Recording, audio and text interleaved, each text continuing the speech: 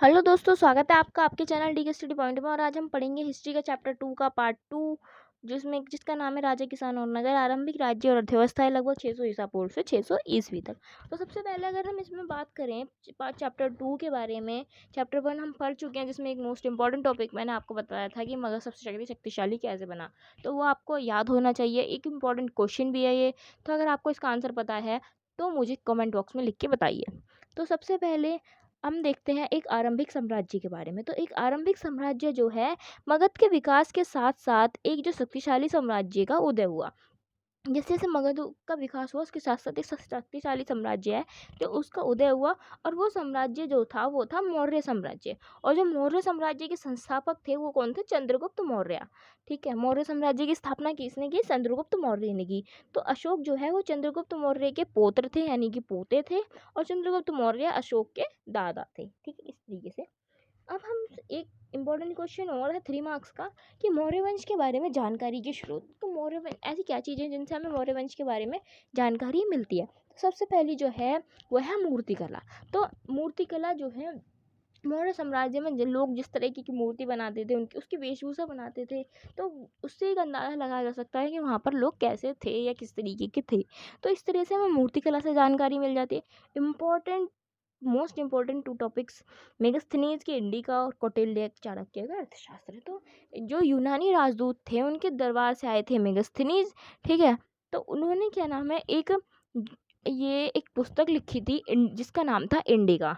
ठीक है, इससे भी मौर्य वंश की जानकारी के हमें बहुत सारे स्रोत मिलते हैं, बहुत सारी जानकारी मिलती है।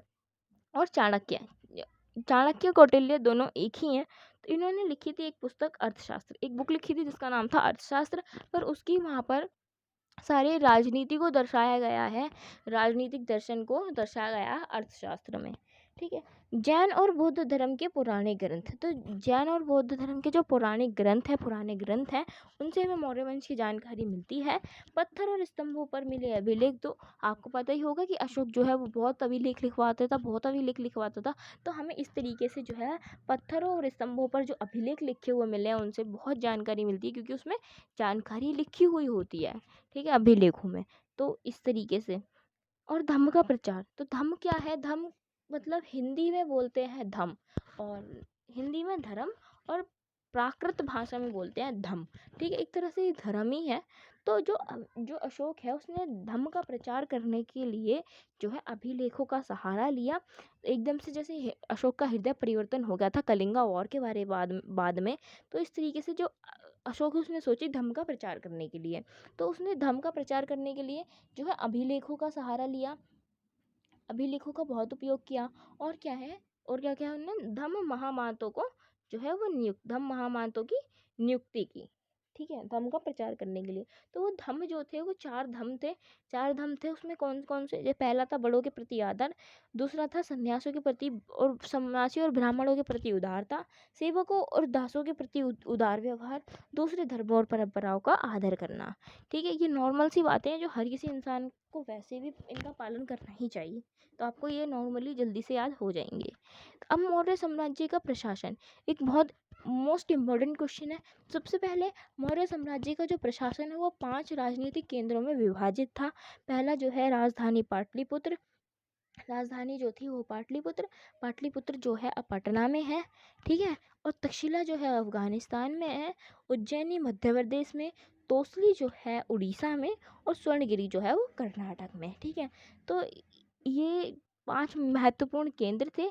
ठीक है, तो अब इसमें क्या है, आधुनिक पाकिस्तान से लेकर पश्चिमोत्तर सीमा प्रांत के से लेकर आंध्र प्रदेश, उड़ीसा, उत्तराखंड तक हर स्थान पर एक ही जैसे अभिलेख मिले हैं। तो अगर हम देखें मैप में चल के, तो पाकिस्तान और पश्चिमोत्तर सीमा प्रांत आंध्र प्रदेश, उड़ीसा। ठीक है, एक मिनट चलते हैं मैप पे। तो ये देखिए अब,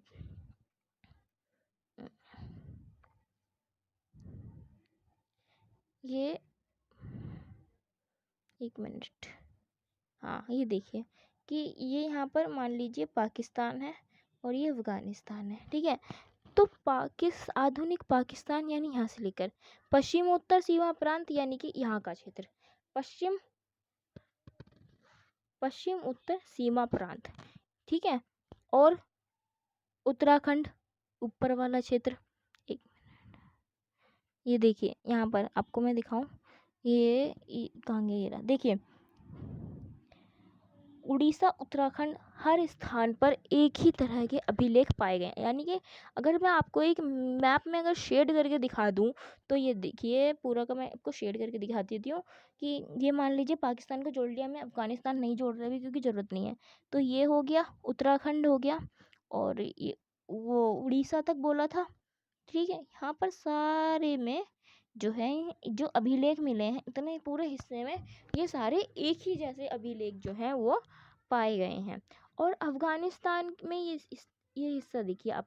ठीक है, तो ये पहाड़ी एरिया होगा, ऊपर का एरिया, और ये जो है तटवर्ती क्षेत्र है। ठीक है, तो यानी कि यहाँ पर तट है, समुद्र के किनारे। ठीक है, तो अभी इसी तरीके से अगर आप भिन्नता देखें, तो जब जगह भिन्न है तो वैसे भी भिन्नता होगी। तो अगर आप यहाँ पर देखें, ये देखिए साम्राज्य में विविधता से भरा था। अफगानिस्तान में पहाड़ी क्षेत्र तो दूसरी ओर उड़ीसा के तटवर्ती क्षेत्र थे। सबसे बेहतर जो प्रशासनिक नियंत्रण था वो राजधानी और उसके इर्द गिर्द होता था। तो राजधानी जो है वो एक बहुत अच्छे से शहर को बनाया जाता है, तो उसके आसपास जो है वो विशेष जो नियंत्रण होना भी चाहिए। ठीक है, तक्षशिला और उज्जैनी जो है लंबी दूरी वाले व्यापारिक मार्ग थे। स्वर्णगिरी सोने की खदानों के लिए बेहद उपयोगी था। अभी मैं आपको ये सारे पाँचों के पाँचों केंद्र जो हैं वो मैप में ही भर के दिखा दूंगी। ठीक है, जो इम्पोर्टेंट था, बहुत बेहद उपयोगी है। साम्राज्य से सुदृढ़ बेहतर संचालन के लिए जल थल दो मार्गों से यातायात बना रहना आवश्यक था। तो जिससे कि जो संचालन है वो अच्छे से हो सके, इसलिए जल जल का भी और थल का भी दोनों मार्गों से जो है यातायात होता था। तो मेगास्थनीज ने जो है वो सेना के संचालन के लिए जो वो बनाई थी एक समिति और 6 उप समितियों को बनाया था। तो जो मेगास्थनीज ने 6 उप समितियाँ बनाई थी, उनके पहली जो है उसे नौसेना का संचालन करने के लिए, दूसरी बनाई थी यातायात और खान पान का संचालन करने के लिए, तीसरी पैदल सैनिकों का संचालन करने के लिए, चौथी अश्वारोहियों का संचालन करने के लिए, पांचवा रथरोहियों के संचालन के लिए, और छठा हाथियों के संचालन के लिए बनाई गई थी 6 समितियां मेगास्थनीज ने बनाई थी। और मौर्य साम्राज्य जो था वो कितना महत्वपूर्ण था, तो मौर्य साम्राज्य जो है उपमहाद्वीप के आरंभिक इतिहास में जो है बहुत ही इम्पोर्टेंट था, या बहुत बेहद स्थान था उसका। तो जो इतिहासकारों ने रचना शुरू करी, तो जो शुरू की, तो मौर्य काल जो है एक महत्वपूर्ण काल बन गया। तो जो मौर्यकालीन मूर्तियाँ थी, ये सभी में एक अद्भुत कला का प्रमाण मिला, जिससे पता चल जाता है, जिससे पहचान हो जाती है कि ये मूर्ति जो है मौर्य साम्राज्य की है। अशोक जो है वो बहुत ही शक्तिशाली और परिश्रमी शासक था। पर क्या हुआ, एक चीज़ जो है सबसे बेकार ये है कि मौर्य जो साम्राज्य है, इतना अच्छा साम्राज्य, इतने बढ़िया शासक, महत्वाकांक्षी शासक, पर क्या हुआ, ये ज़्यादा समय तक नहीं चल पाया। सिर्फ सिर्फ और सिर्फ 150 साल तक जो है ये साम्राज्य चला, और 150 साल के बाद जो है इसका पतन हो गया और ये खत्म हो गया। राजधर्म और नवीन सिद्धांत। राजधर्म और नवीन सिद्धांत में हम पढ़ेंगे कि सरदार और सरदारी के बारे में। तो भारतीय उपमहाद्वीप के दक्कन में क्या हो रहा था, दक्षिण तमिलकम में अनेक सरदारियों का उदय हो रहा था। ठीक है, तो दक्षिण के दक्कन, दक्कन का मतलब होता है दक्षिण, तमिलकम तमिलनाडु। ठीक है, अनेक सरदारियों का उदय हो रहा था। इसमें चोल, चेर, पांडे, ये सारे क्या नाम है, साउथ के हैं। ठीक है, साउथ के ये शासक होते हैं, शासक। ठीक है, तो इनका जो है ये महत्वपूर्ण सरदारियाँ थी या राजा थे। ठीक है, साउथ में प्राचीन तमिल संगम ग्रंथ, प्राचीन ग्रंथ है एक, जिसमें कविताएं नहीं मिलती हैं, उसका नाम है संगम ग्रंथ। ठीक है, संगम ग्रंथ से पता चलता है। ठीक है, कविताओं के बारे में हमें किससे पता चलता है, तो प्राचीन तमिल संगम ग्रंथ से हमें जो है कविताओं के बारे में पता चलता है। और ऐसे अनेक शासक और सरदार राजा थे जो लंबी दूरी से व्यापार और राजस्व जुटाते थे। ठीक है, और क्या है, मध्य पश्चिम भारत के क्षेत्रों से शासन करने के लिए जो सातवाहन आए थे, यानी कि मध्य यानी बीच से, पश्चिम की तरफ से, तो क्या था, कौन आए थे, सातवाहन आए थे शासक करने के लिए। और जो शक है, उपमहाद्वीप के पश्चिमोत्तर पश्चिम में शासन करने वाले एशियाई मूल के लोग थे। ठीक है, अब अगर हम देखें नेक्स्ट टॉपिक, तो हम दैविक राजा को देखते हैं। तो दैविक राजा क्या है? दैविक राजा का मतलब ये है कि जो शासक होते थे, कुषाण शासक, तो वो अपने आप को इतना, अपनी स्थिति को समाज में अच्छी दिखाने के लिए, ऊंची दिखाने के लिए, तो वो क्या करते थे, अपने नाम के आगे देवी देवताओं के जो नाम थे वो साथ में जोड़ लेते थे। कुषाण शासकों ने अपनी जो विशालकाय जो मूर्तियां हैं वो बनाई थी, मैंने बहुत बड़ी बड़ी मूर्तियां स्थापित की थी। कहाँ पर? उत्तर प्रदेश के मथुरा के माठ में। उत्तर प्रदेश एक जगह है, उसके अंदर मथुरा एक जगह है, मथुरा के आसपास एक माठ नाम की जगह है जहाँ पर उन्होंने अपनी बहुत बड़ी बड़ी जो है वो मूर्तियां स्थापित की। तो कुषाण जो है वो स्वयं को जो है देवतुल्य मानते थे, वो अपने आप को देवताओं के बराबर मानते थे। तो और उनको ये जो हिर्स है ये किस कहाँ से लगी थी, ये चीज़ जो है, ये उस चीज़ के लिए वो अपने आप को देवताओं के समान मानने के लिए, अपनी तुलना देवताओं से करने के लिए प्रेरित हुए थे चीनी शासकों से। जो चीनी शासक जो थे वो स्वयं को स्वर्गपुत्र मानते थे। तो जो है गुप्त शासकों के इतिहास की रचना, अब जैसे कि आपसे एक क्वेश्चन पूछ लिया जाए कि गुप्त शासकों के इतिहास के लिए जो है महत्वपूर्ण स्रोत क्या हैं, या कहाँ से उनकी जानकारी कैसे पता चलती है, तो सबसे पहले आपको गुप्त जो इतिहासकार हैं उनकी गुप्त शासकों के इतिहास की रचना के लिए जो महत्वपूर्ण है वो है रचना साहित्य, सिक्के, अभिलेख, और इनके माध्यम से की गई है। अतिरिक्त कवि जो है राजा, और हाँ एक तो है प्रशस्ति, ठीक है, प्रशस्तियाँ।